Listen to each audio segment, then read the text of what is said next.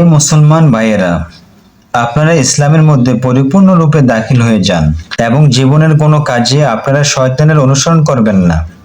আল্লাহ রাব্বুল আলামিন বলেন, ইন্নাহু লাকুম আদুউম মুবিন। নিশ্চয়ই শয়তান আপনাদের প্রকাশ্য শত্রু। জেনে রাখুন, এটা আল্লাহ পাকের সম্মানিত মুহররম মাস। এই মাসের 10 তারিখ হলো মহান আশুরা। এই মাসের গুরুত্ব ও ফজিলত সম্পর্কে রাসূল পাক সাল্লাল্লাহু আলাইহি ওয়াসাল্লাম এর একাধিক হাদিস বর্ণিত আছে। হযরত ইবনে আব্বাস রাদিয়াল্লাহু আনহু হতে বর্ণিত, তিনি বলেন, হযরত রাসূল করিম সাল্লাল্লাহু আলাইহি ওয়াসাল্লাম মক্কা হতে মদিনায় হিজরত সূত্রে আগমন করলেন।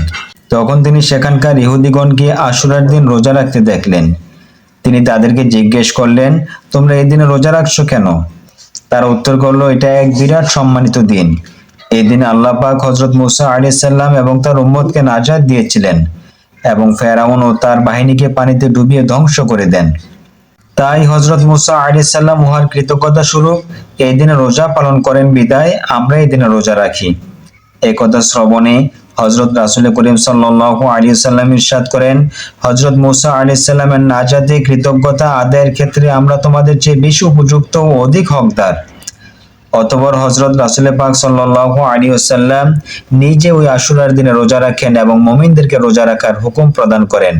সহিহ বুখারী ও মুসলিম শরীফের হাদিস।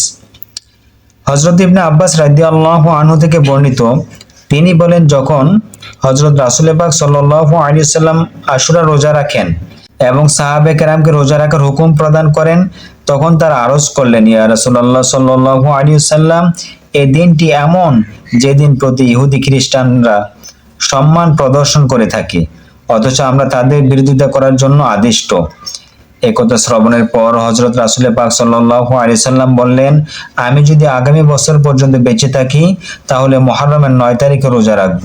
হযরত আবু হুরায়রা রাদিয়াল্লাহু আনহু হতে বর্ণিত, তিনি বলেন, আল্লাহর নবী সাল্লাল্লাহু আলাইহি ওয়াসাল্লাম ইরশাদ করেন, রমজানের ফরজ রোজার পর উৎকৃষ্ট রোজা হলো মুহররম মাসের আশুরার রোজা।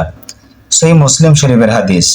শুধু তাই নয়, হযরত আবু কাতাদা রাদিয়াল্লাহু আনহু হতে বর্ণিত, তিনি বলেন, হযরত রাসূল পাক সাল্লাল্লাহু আলাইহি সাল্লাম ইরশাদ করেন, আশুরা রোজা পালনে আমি আল্লাহ পাকের দরবারে আশা করি যে তিনি বিগত বছরের গুনাহ রাশি ক্ষমা করে দিবেন। সুবহানাল্লাহ। সহিহ মুসলিম শরীফের হাদিস। হযরত ইবনে আব্বাস রাদিয়াল্লাহু আনহু হতে বর্ণিত, তিনি বলেন, তোমরা 9 ও 10 মুহররম রোজা পালন করে ইহুদিদের বিরোধিতা করো। তাহলে বোঝা গেল 9 মুহররম এবং 10 মুহররম আমরা এই দুইটি রোজা পালন করার জন্য চেষ্টা করব ইনশাআল্লাহ। আল্লাহ রাব্বুল আলামিন আমাদেরকে আল্লাহ তাআলার বিধি বিধান মেনে বেশি করে নেক আমল করার তৌফিক দিন। কারণ হলো আল্লাহ রাব্বুল আলামিন বলেন, ফামান ইয়া'মাল মিসকালা যাররাতিন খায়রান ইয়ারাহ ওয়া মান ইয়া'মাল মিসকালা যাররাতিন শাররান ইয়ারাহ। যে ব্যক্তি দুনিয়াতে তিল পরিমাণ নেকির কাজ করবে সে উহার কাল হাসরে অবশ্যই দেখতে পাবে, আর যে ব্যক্তি তিল পরিমাণ পাপ কাজ করবে সে উহা কাল হাসরে অবশ্যই দেখতে পাবে। আল কোরআন। তাই এই নফল আমলটিও আমার জন্য আপনার জন্য নাজাতের কারণ হয়ে দাঁড়াইতে পারে। এই জন্য আমরা নফল আমল দেখে অবহেলা না করে অবশ্যই আমরা নফল ইবাদত বন্দেগীগুলো করার জন্য চেষ্টা করব ইনশাআল্লাহ। আল্লাহ আমাদেরকে তৌফিক দিন। আমিন। আসসালামু আলাইকুম ওয়া রাহমাতুল্লাহ।